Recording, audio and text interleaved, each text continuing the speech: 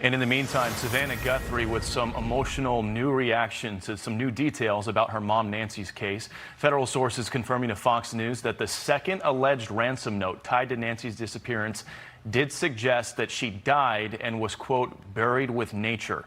For more on this, we are joined by Josh Ritter. He's a Fox News contributor and former Los Angeles County Deputy District Attorney. He was also on the ground in Arizona during the aftermath of Nancy's disappearance. Josh, good morning to you. Good morning. So Savannah Guthrie was on the Today Show earlier this morning. You can just feel the pain in her voice. Take a listen to what she had to say. We are in agony, and we cannot be at peace. This is a moment to tell you that we need your help. We're begging for your help, and I'm not going to miss that opportunity. And so please, if you're watching, yes, no matter how small, the reward is there. You can tell us. It can be anonymous. Please do the right thing for us, for our family, for our children. And we love our mom, and we'll never stop looking for her. Never. Josh, I mean, Dana and I were talking about this earlier. I can only imagine just how agonizing it is to not have any closure. Is she dead? Is she alive? Is she being held somewhere? Is she scared? Does she know we're looking for her? Just give us your big picture thoughts. No, you're absolutely right. It's the nightmare that just won't go away because they don't have any answers. And in fact, they're no closer to having any answers today than they were several weeks ago when she first went missing.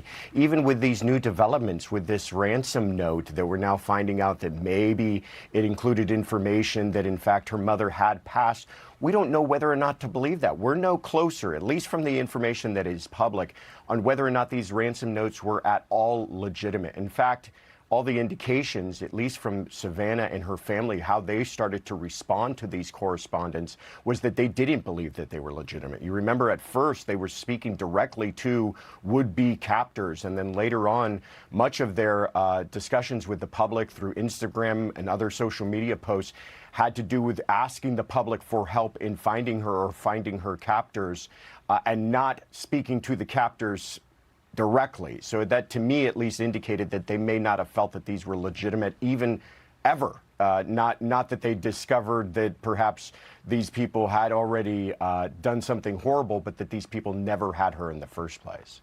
I guess what would you say to people who have been following this case so closely, and everyone felt it was a bombshell when that doorbell ring video came out and you saw the guy there, and it felt like it was a matter of time until they catch this person. But here we are months and months and months later, and this trail is just as cold as it gets.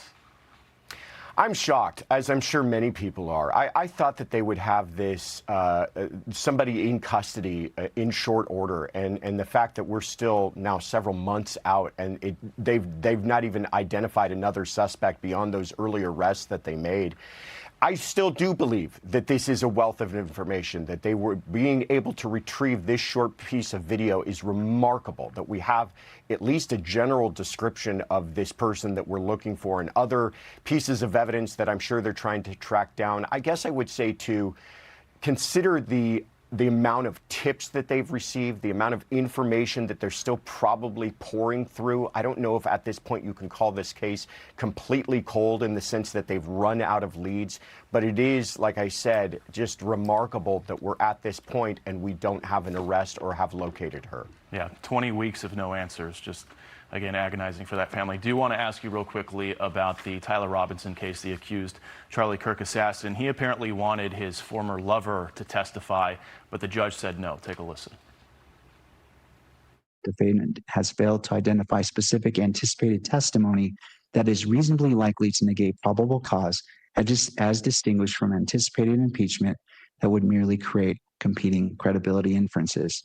It is hereby ordered that the defendant's application for certificate of attendance of out-of-state witness is respectfully denied. Josh, got about 30 seconds left here. Why the heck do you think he wanted his former lover to speak out? This was a little bit of gamesmanship on the part of the defense. What's happening is that the prosecution planned on having testimony presented of Lance Twiggs through a recorded statement that he had made to investigators, but not actually bringing him into court personally. Well, the defense says we want to haul him into court simply for the purpose of cross-examining him. The judge said no dice, not in a hearing like this, not for the prelim with a lower standard of proof, that we're not going to go through all those kind of charades to actually bring someone into court purely to cross-examine him. So the judge denied that. I think it was the right decision, and mercifully, the judge is keeping the prelim on track to begin on July 6th. All right, Josh Ritter, as usual, thank you for breaking it all down for us. Good to see you. Thank you. Be sure to like and subscribe for all the Fox News latest on YouTube and catch full shows streaming now on Fox One.